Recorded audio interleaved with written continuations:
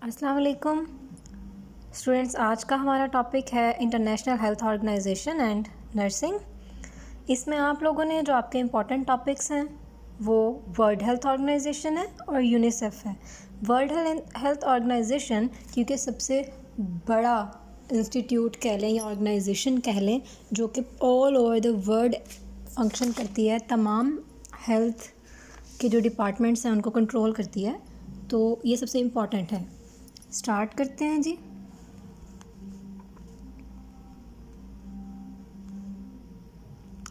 Community health nursing. WHO World Health Organization was came into being in 1967, 1968, 1978, 1948, 1948। 1948 में सबसे पहले जो था WHO इस्टेब्लिश किया गया था, लेकिन ये प्लान प्रपोज 1945 में किया गया था जब सैन फ्रांसिस्को में एक कॉन्फ्रेंस थी यूनाइटेड नेशंस की। वहाँ पे एक डेलीगेशन जो आया हुआ था ब्राज़ील से और चाइना से, उन्होंने ये चीज़ वहाँ पे प्रपोज़ की थी या पेश की थी कि इस तरह की एक इंटरनेशनल हेल्थ ऑर्गेनाइजेशन होनी चाहिए जो कि तमाम कंट्रीज़ को अपने अंडर ले और उनके हेल्थ के मामलात को हल करे। ठीक है जी। नेक्स्ट है WHO came into being on day. Year तो हो गया 1948, तो डे कौन सा था? वो था जी 7 अप्रैल। A group of people who come together to consult, discuss or make decisions is called nursing, government, council, none of above। ये काउंसिल की डेफिनेशन है कि एक ग्रुप है लोगों का जो कि कंसल्ट करता है दूसरों के साथ और डिस्कस करता है और डिसीजंस लेता है फिर, तो ये काउंसिल होती है। WHO world health organization is the agency of, मतलब कौन है जो इसको मतलब कंट्रोल करता है, ये किसके अंडर ये आता है? यूनिसेफ। जो यूनिसेफ है बच्चों, ये United Nations International Children emergency fund है। ये एक फ़ंड है जो बच्चों के लिए प्रपोज़ किया गया है कि जिसमें जो वॉर रिडन कंट्रीज़ हैं, अंडर डेवलप्ड कंट्रीज़ हैं, वहाँ के बच्चों के लिए यहाँ पे फ़ंड जमा किए जाते हैं और उनकी हेल्प की जाती है। United Nations both A and B, तो United Nations. How many members are present in WHO world health organization में कितने मेंबर्स प्रेजेंट होते हैं? 140, 187, 200, 156। बच्चों 187 मेंबर्स प्रेजेंट होते हैं। WHO headquarters are present in Geneva. The establishment of international health organization was approved in, approve की बात की है कि प्रपोज, फिर अप्रूव कब हुई वो, ठीक है, इन 1945 में।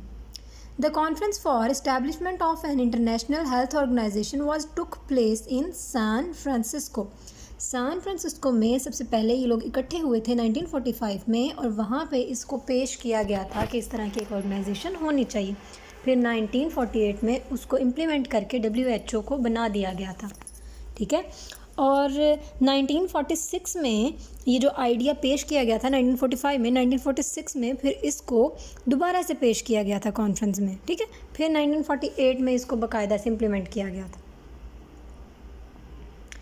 The proposal of WHO was proposed by Brazil, China, American, Brazil and China. तो हमने बात की ब्राज़ील एंड चाइना।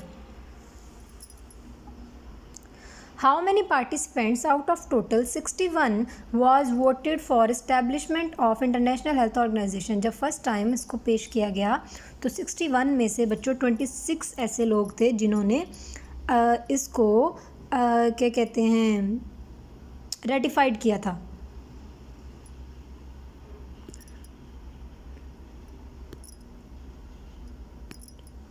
नेक्स्ट है जी, the first health assembly was opened in Geneva on, जो फर्स्ट हेल्थ, फिर इसके बाद मतलब जब ये WHO जो है ये कायम हो गया, फिर इसके बाद जो फर्स्ट हेल्थ असेंबली थी जेनेवा में वो कब ओपन हुई थी? 20 अप्रैल, 30 जून, 24 जून और 28 अप्रैल। तो बेटा वो 24 जून को फर्स्ट हेल्थ असेंबली ओपन हुई थी। How many people are working in WHO? They are around 7000। और अब इनसे जब स्टार्ट हुआ था तब 4000 थे, अब बढ़ते बढ़ते 7000 तक पहुंच गया है। The main objective of WHO is, WHO का मेन मोटो क्या था? Education for all, health facilities for all, the attainment. देखें फैसिलिटीज़ सेपरेट चीज़ है, पहले हेल्थ होगी, अगर वो बाद में इलनेस आई तो आप उन तक हेल्थ फैसिलिटीज़ प्रोवाइड करेंगे, लेकिन सबसे पहला उनका जो गोल था वो ये था attainment of health by all peoples at higher level, के उनकी सेहत ही आप हायर लेवल पे रखें ताकि बीमारियाँ कम से कम हों। ठीक है। WHO can assist in control of communicable disease, education and training, development of public health services, all of above. तो all of above.